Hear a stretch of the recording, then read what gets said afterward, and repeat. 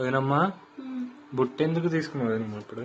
బుట్ట మనం కొనుక్కొచ్చినాం కదా డీమార్ట్ లో అయితే, దీంట్లో అయితే ఫ్రూట్స్ పెట్టినా పండ్లకే యూజ్ చేస్తారంట అని ఈ రోజు అయితే డ్రాగన్ ఫ్రూట్స్ తెచ్చినాం కదా మనం అని చెప్పేసి దీంట్లో అయితే పెట్టిన ఇళ్ళ పెడితే మంచిగా ఉంటుంది అని చెప్పేసి. ఫ్రిడ్జ్ లో పెట్టొద్దంట, ఏ పండ్ల అయినా పెట్టిన పెడితే తినకండి, ప్రమాదాలు జరుగుతున్నాయి.